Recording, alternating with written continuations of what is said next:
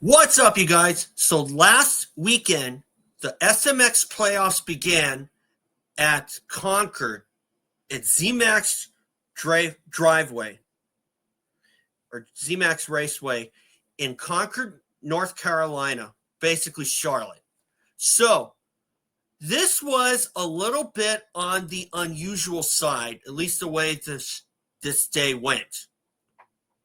And I'm going to get into that in just a little bit, but a reminder, guys, remember, subscribe if you think that I'm worth listening to, or if you just want to see some more of my games. I will have some up this coming week. But in the meantime, I got to get this out of the way. This is going to be one video, so let's get into this. Here comes my banner. I'm going to start with the 250 class. Haiden Deegan wins. Seth Hammaker and Levi Kitchen penalized. Moto 2 call due to lightning. Now, I'm going to get the elephant, or there's actually two elephants in the room here. I'm going to get the first one out of the way, and that's what came first. And what that is Haiden Deegan, he wins the first race of the day, and it turns out that's the only one that they're running. Seth Hammaker got out front early. Joe Shimoda gave him chase until he hit the tough block and went down. Now, I thought that was a racing incident, and just sometimes, you just run out of track. But the problem was, though, for Joe, Seth had gone fast enough to be able to keep that inside line, and Joe Shimoda had nowhere to go except the tough block and down on his head. And that was unfortunate for sure, because had Shimoda kept it upright, I do think that he would have gotten around Hammaker and cruised to the win. But instead, Seth Hammaker held on until the closing stages. And Haiden Deegan had to race a 12-second gap and passed him just before the white flag came out. And Hammaker crossed the line in second, but was later docked to position for jumping on the red cross flag, which leads to this. Now, before I get to that, I have to say that Haiden Deegan looks like he was a definite sightseer, because with that rain delay, it was a good thing he ran down Hammaker, because if he decided to lay up and get ready for the second moto, he may very well have been completely shot. Like, why did I not run down Seth Hammaker? But on the other side of the coin, if you're Seth Hammaker, I'd hate to be around him in the pro circuit pits right now after he led for so long and then got passed by Deegan. Now, granted, was Hammaker out of gas physically? Odds are he likely was. But at the same time, if you're Seth Hammaker and you lose a race that way, that's really going to bother you for quite a while. But it also gives you that little inkling of, okay, I got to last longer. I got to work on my endurance. But at the same time, Seth Hammaker had ran his body down so much to a point where he had to take a break from Supercross or motocross so early in. And maybe working with Jeannie Carmichael wasn't the best, supposedly anyway. Now, odds are 90-10 that is what happened. That's what everybody else says, and that's what I'm just going to go along with. But still, I wouldn't want to be in the pro circuit tent at all after what happened to Hammaker and what happened to Levi Kitchen as well, because they were both penalized a position and 5 points for jumping on the red cross flag. But at the same time, I really don't think that penalty was warranted, because when Hammaker and Kitchen had jumped on the red cross, because Garrett Marchbanks was down, he was on the first double. And then they do the 180 right, and then they go over the same obstacle. And that's where Hammaker and Kitchen likely got penalized. And I don't think that was really the wisest penalty of all, because I do think that Hammaker and Deegan were in the right by doubling that jump, because although it wasn't the double or I should say, Marchbanks had crashed on, I do think that the AMA should have let them go because it wasn't the double that Marchbanks had crashed on. But unfortunately, the rules are the rules, and double, unfortunately, Hammaker and Kitchen don't really have a leg to stand on, which is unfortunate, like I said. Second motos were called due to lightning, but before I get to that, I want to talk about the 450s first.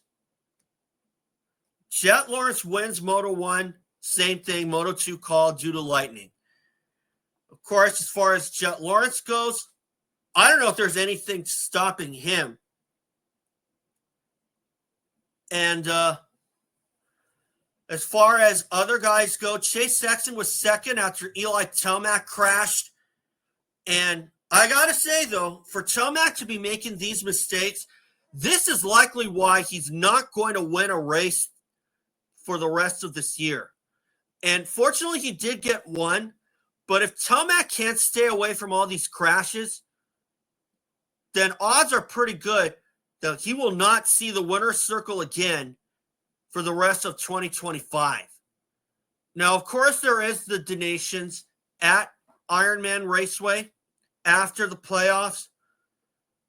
But at the same time, this would have been, like I was saying before, this would have been a good experimental year to move the playoffs to after the donations. Because Team USA, the Team USA guys, they won't have to do much traveling since the donations are going to be hosted at Ironman. But, you know, it is what it is. But as far as RJ Hampshire goes, other guys go, I should say, RJ Hampshire had a pretty good race as well. And Hunter Lawrence, I was looking for better things from him, as was Justin Cooper, the number one seed into the playoffs. But it turns out he posted on Instagram saying that he was down in the first turn and stuck under his bike. So, you know what? I'm going to go ahead and give him the benefit of the doubt. He came back for, I believe, 11th place. And then he didn't have a chance at redemption in round 2. And if you're like Seth Hammaker, you don't get a chance to maybe seek some revenge, that's really going to bother you for quite a while. That's for sure.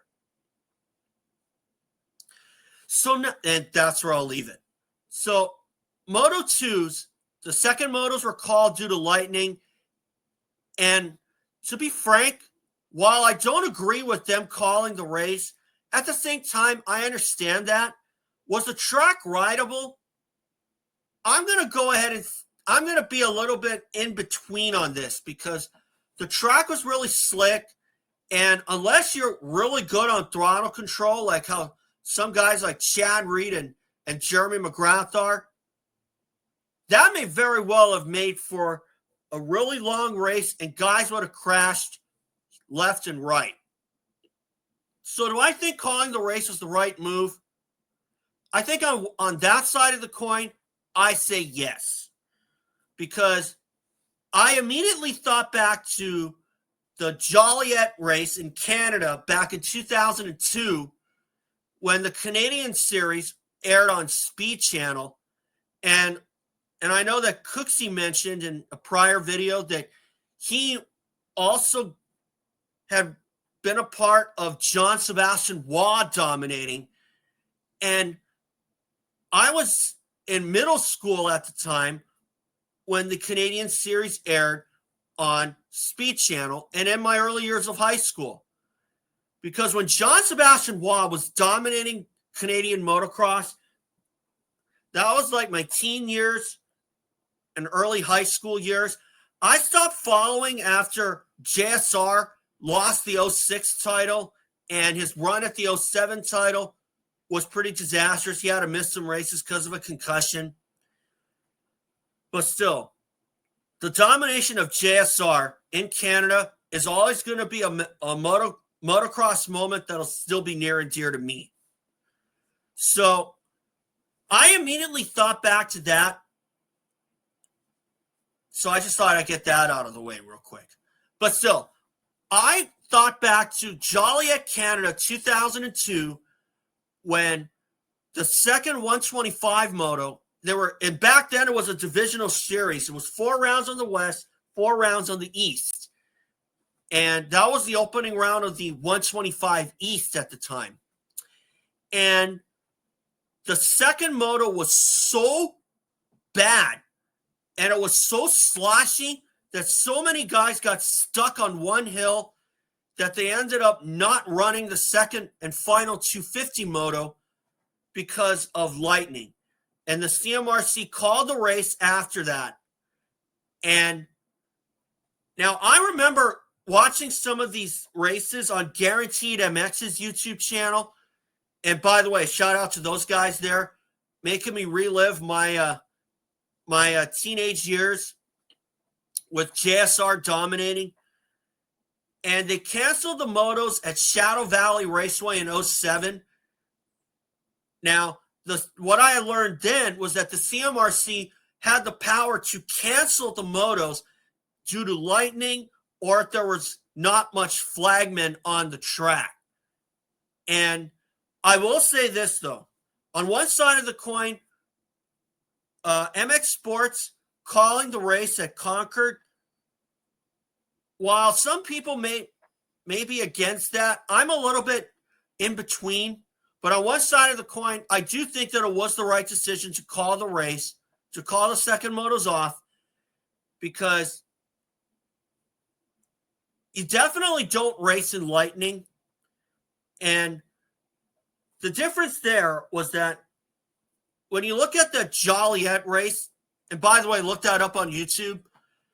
I also have that race posted, by the way. You see how bad the second 125 moto got? I agree with them calling off the second moto for the 250 pros back then. And there is one part of me that does agree with MX Sports calling off the second motos at ZMAX drag strip. Okay? But at the same time, now, although if there was another event the following day, I definitely would have had them run the second motos the following day just to kind of make up for that, because, you know, it's just like in softball, in college softball, there was a lot more talk that they were going to make up these games if they got rained out. And University of Hawaii was no exception to that, because they were supposed to host a 3-game series against UC Santa Barbara at Rainbow Wahine Softball Stadium. The Friday night match got called off was rained out, and they had to make up the game in San Luis Obispo. And while I did think at first that the makeup process was pretty messy, but I can understand why. But the fact that they had kind of waited so long, because a matchup between UH and CSUN at CSUN was also rained out. And back then, UH softball team had to fit an extra game into their road schedule, which kind of made that a little messy as well. To play that many games in that short a time, that is kind of, they must be in shape, though. That's what I'm going to say about that. So that's what I kind of had to say about the second motos being called. Now, while I do agree with the fact that the motos should have been made up, unless there was another event on Sunday, I'll go ahead and give them the benefit of the doubt and say that the second moto should have been run on Sunday. But like I said, if there was another event on Sunday at the ZMAX drag strip, I would have gone ahead and given them the benefit of the doubt and say, okay, then I would kind of agree with that, with the call that they made, and just like be at a point where you can kind of live with it. But I think deep down, everybody's going to be able to live with what happened, despite the fact that SMX may have taken a shot to its credibility. But at the same time, I kind of think that that the playoffs should be moved to after the donations, regardless. Just like how the U.S. Open was, and then which then became the Monster Energy Cup. But before I say goodbye, I'm going to go back to the 250s. I want to give a shout out to one of the guys who had a great day overall, Austin Fortner, a 5th place in Moto 1, matching his 5th place at Washougal. Hey, I give Austin Fortner a round of applause for going for that 5th place and finishing 5th, especially after how last year went for him when he won the first round of the East and then found himself knocked out for the year after a bad crash at Dallas and then having brain surgery after that. So good on Austin Fortner. I hope that's a launching pad for him. He's got a 3-year deal with Triumph. I'm sure Triumph was really, really happy with him. And I do think that this is only the start of something big for Austin Fortner. Is he going to win a title? I sure hope so. But at the same time, for Pro Circuit, that is kind of a guy that got away. But I do think that as far as other guys go on Pro Circuit, I think it's kind of a bit of an injustice what they're doing to Ty Masterpool to put him on the chopping block when Cameron McAdoo's missed more races than he has, and he's already signed for 2026, and Masterpool's still out in the cold.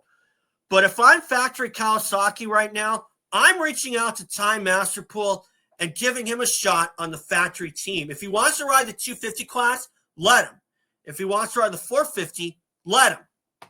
So I hope that Team Kawasaki reaches out if Jorge Prado is given the boot. Okay? So, and I know that Cooksey was talking about that the other spot on Factory Cowie should go to Marchbanks. I think Ty Masterpool should also be included in that when you consider how his year has gone.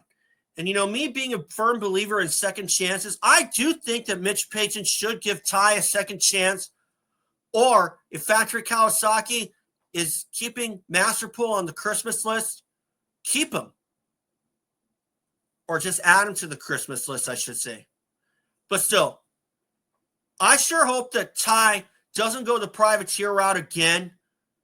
But if that's what happens, then I think it's time to maybe really look into something like that. Because like when the 4-strokes were first introduced, and the AMA said that they might and the AMA might have to take a harder look at the rules now. I can remember David Bailey saying that on 2001 Vegas about the 4-strokes and the 125s. But at the same time, I thought it was fair to have a 4-stroke in both classes.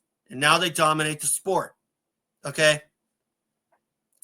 But still, as far as Ty Masterpool goes, Pro Circuit should either give him another shot or Factory Kawasaki should be looking at him. And if they want to have him as a 250 rider, or if Ty wants to be a 450 rider, okay. If he wants to be a 250 rider, okay. But then again, Paul Carpenter raced the 250 class or the 125 class at the time for Factory Kawasaki. And so did James Stewart. Okay? So let that little inkling stick in your mind for a while. So I hope that Factory Kawasaki does keep Masterpool on the Christmas list. And whatever class he wants to ride, let him. Okay?